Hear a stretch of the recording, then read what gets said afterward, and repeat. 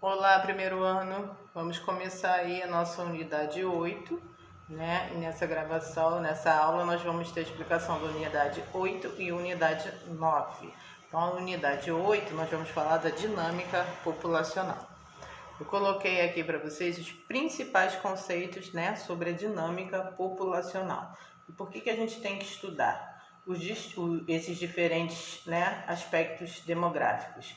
Para permitir o conhecimento da realidade quantitativa e qualitativa de uma população. Por meio disso, para oferecer aí a possibilidade, né, para traçarmos estratégias e atingir metas de desenvolvimento e melhoria para a sociedade onde a gente vive. Então, né, a demografia é a área do conhecimento que se preocupa em estudar o comportamento e as transformações e a dinâmica geral da população, utilizando principalmente os elementos estatísticos e a pesquisa qualitativa. A população é definida como o número de pessoas que habitam um determinado território ou região.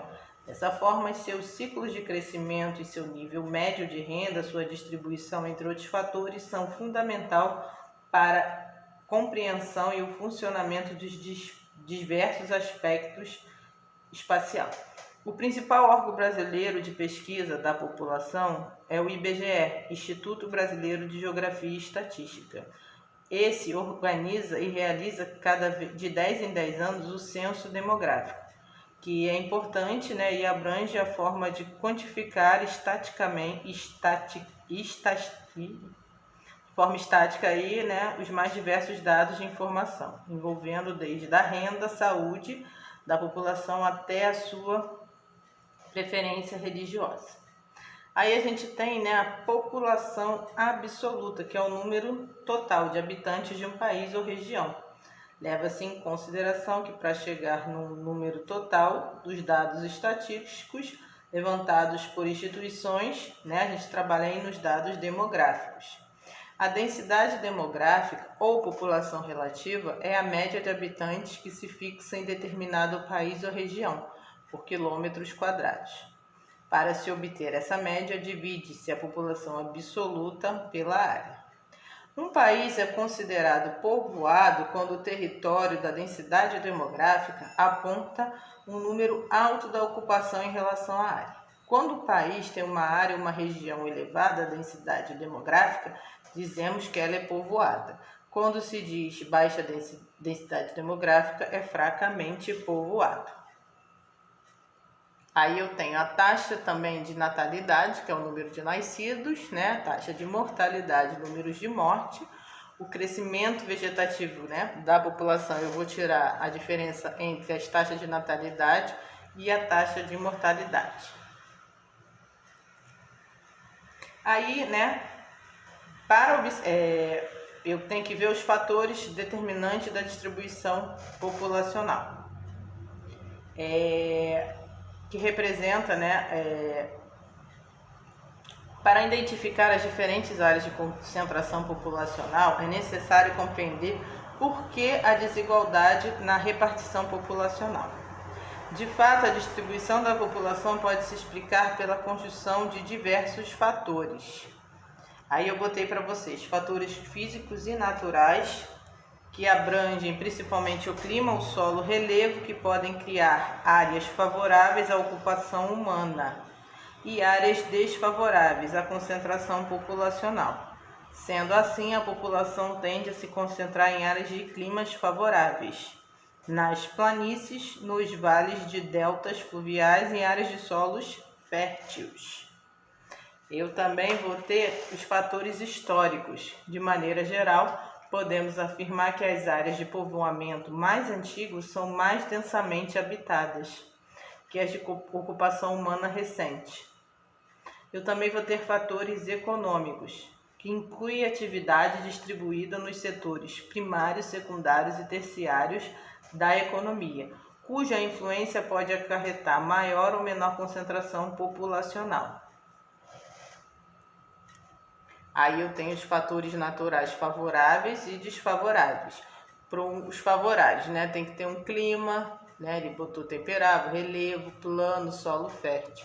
Os desfavoráveis aí, clima frio ou quente demais, montanhosos, isso desfavorecem a concentração da população. Favoráveis humanos, via de comunicação, você vai ter uma área boa aí, né, para o seu desenvolvimento. Desfavoráveis, a guerra é um deles que influencia muito. Movimentos migratórios. O deslocamento das populações pelo espaço geográfico ocorre desde a pré-história e permanece até hoje, influindo de forma importante nos contingentes populacionais de diversos países. Principais fatores que indicam o movimento migratório. Eu tenho os naturais, que são normalmente provocados por catástrofes naturais, como terremoto, erupção, vulcão. Políticos estão relacionados a perseguições políticas e guerras. Questões de fronteiras. Étnicos, raciais, corresponde aos conflitos de etnias de diferentes tipos. Religiosos, envolve conflito de ordem religiosa. Econômicos, constitui em fatores importantes da atualidade, pois a migração são motivadas à procura de trabalho. Essas aí são as migrações populacionais. O processo migratório influiu na organização da distribuição dos espaços populacionais. Isso caracteriza-se pela atração, onde a pessoa vai, ou repulsão, onde a pessoa sai. Influi no adensamento populacional em determinadas regiões. Sua implicação social, econômica e política. Países são considerados de forte imigração, entradas de pessoas de um país, ou de emigração, saídas de pessoas de um país. Reflete a situação das condições do novo contexto deslocamento. Aí eu vou ter os movimentos migratórios. Definitivos, são aqueles que o migrante não retorna mais para o local de origem, estabelecendo-se de forma permanente no país ou região que escolheu. Temporários, são chamados movimentos de vai e vem que abrangem migrações diárias. E migrações externas, historicamente, os deslocamentos, sempre ocorreram no século XVI e XVII, com o processo de colonização. Migrações internas são deslocamentos realizados dentro de um país, quando acaba acontecendo na mesma região.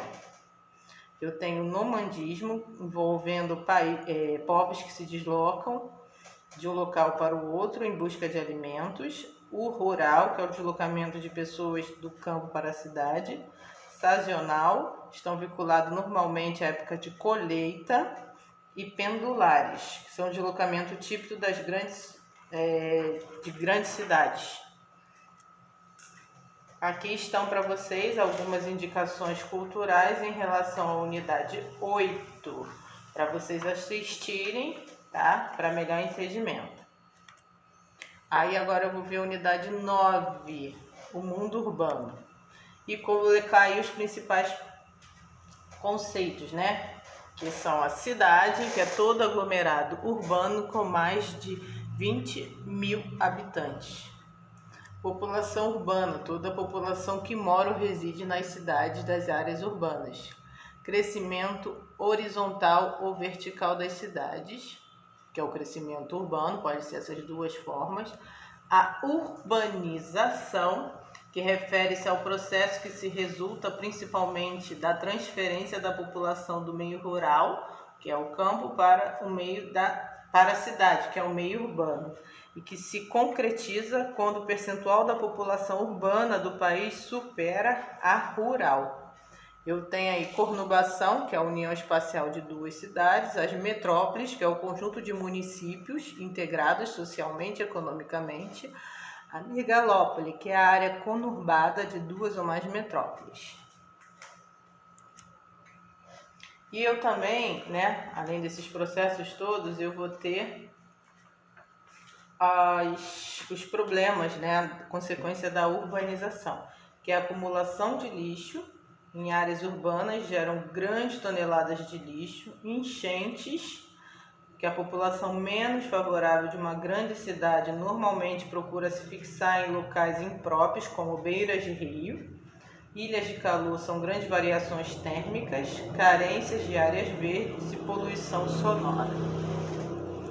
Aqui eu deixei uma para vocês, né? Indicações de vídeos para vocês poderem assistir, melhor entender essa parte aí de urbanização nas cidades. Anotem as suas dificuldades, as suas dúvidas e passem para mim nas aulas ao vivo ou pelo e-mail. Um grande beijo, fiquem com Deus.